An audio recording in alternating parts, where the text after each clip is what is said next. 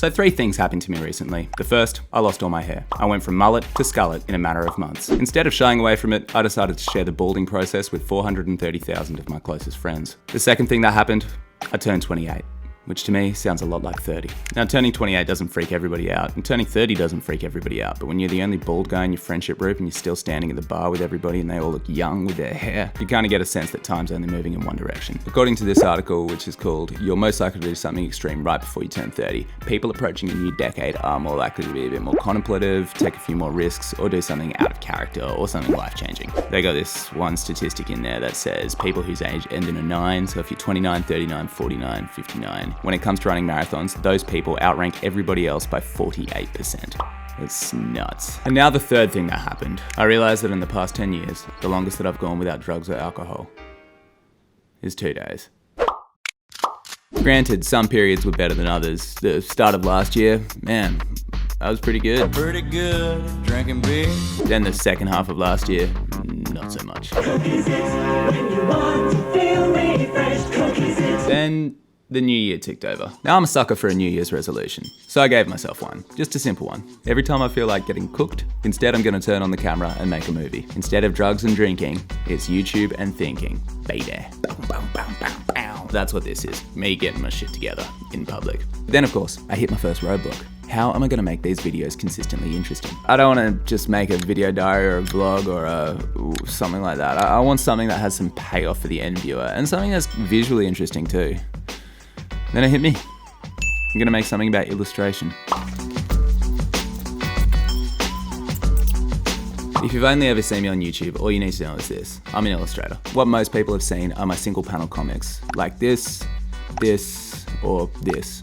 Occasionally I'll do Venn diagrams, pie charts, correlation graphs. I post these on Instagram and Facebook. And then for money, I do commissions, posters, murals, that kind of thing. Occasionally I'll pick up a tattoo machine and do that too. I draw every day, and it's kind of a fun process, so I'm gonna film it and try to tell a story around it. And in order to stay sober, I'm gonna bang myself accountable to my very few YouTube followers. It's the platform where I've got almost no followers, which kind of makes it fun to experiment on. So if I stop posting, it means I'm back on the horse. But if I keep posting, it means my liver is healthier than Harold himself. Bit of an overshare, but heck it gang, that's life. So what are we drawing? I want to do a drawing about something I saw the other day. So I'm at the petrol station, right? And I kind of get to the Bowsers. I draw a bit of a blank. It was a hot day. You don't really think when it's hot. And as I'm staring at these different pumps, this bloke walks past and he's like, "Use premium, mate." Only use premium. Dude was just a straight up advocate for premium petrol. And I was like, man, that is amazing. That's hilarious. This was his small talk, just weird advice about premium petrol. So I want to do a drawing about that. Now, the way that I would do this, come on, book. So I think that the way that I'm gonna do this is I'm gonna say men of a certain type like premium petrol. That's a really basic insight and it's not funny yet. So I'm gonna change men of a certain type to Suburban Dads, because I think the word suburban is funny. It's a funny word to read. And to get a bit more humor in there, I think I'm gonna have the Suburban Dad represented by a girl of some sort. A young girl, maybe a girl in love, and a girl loving the premium petrol. I'm thinking like an iconic movie kiss. Let's go with the kiss from Spider-Man, the upside down in the rain kiss. Firstly, what I'm gonna do, I'm just gonna flip the image as well. That way people read left to right. So they're gonna read Suburban Dads first. Who is Suburban Dads kissing premium petrol? Because I think contextually, if you read premium petrol and then kissing Suburban Dads, I think that that would be kind of a bit weird. And I'm also gonna put the label that you should read first higher on the page as well. So that way people will kind of stumble upon the punchline in their own time. I'm just gonna use a little bit of gray to emphasize the shadows. Very pretty. I don't have a scanner, so it's pretty basic. So I'm gonna set the white balance so all my colors are correct. Then I'm gonna select all the almost blacks and make them pure black so my colors pop even more. I'll up the saturation of my colors. As you can tell, I love color. Then I'm done. Cool, man. That's how I draw comics. So I've noticed that the premium petrol post is doing pretty damn averagely. And I just don't like doing average stuff, so I'm gonna draw another one right now. It's a Friday afternoon, so I'm gonna go for some low-hanging fruit. I'm gonna draw an illustration about espresso martinis. So for this one, what I'm gonna say is espresso martinis are the vodka Red Bulls for yuppies. But I think that the word yuppie is not as funny as it sounds. I could change it out for people who've read The Barefoot Investor, but I'm not gonna do that because then the joke becomes about the barefoot investor and it stops being about espresso martinis. So other things that yuppies do, they go to IKEA, they have houseplants. Actually, I've racked my brain against the wall. So I think I'm gonna keep it really simple. Instead of saying yuppies, I'm just gonna say people who have a job, because I think it's really punchy, dumb language. And I think punchy, dumb language is funny in this context. We have low-hanging fruit. I mean, it's still a half decent picture. The drawing's shit, but it's funny.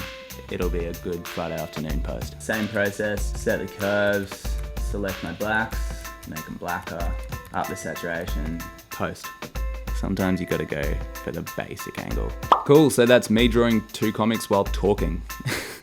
But I always like things to have a point, so what are you gonna get out of this video?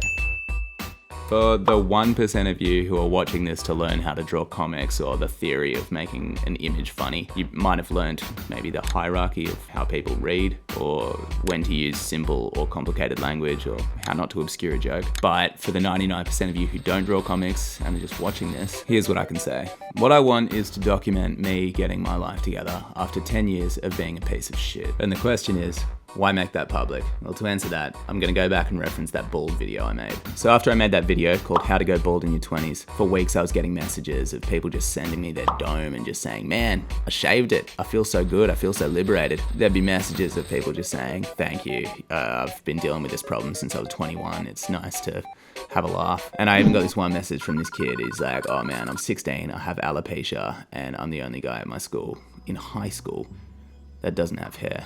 And after I watched your video, I realized that having hair is not such a big deal. I wrote back this really thoughtful message. I was like, oh, man, because honestly, like, that made my day. I'll say it, I was brought to tears. And so I'm reading this message and I write back and I'm like, oh, dude, thank you so much, you know, all this like nice stuff back. And I thought we were gonna have this sentimental chat. Then he writes his next message, he just goes, cunts with hair, fuck them.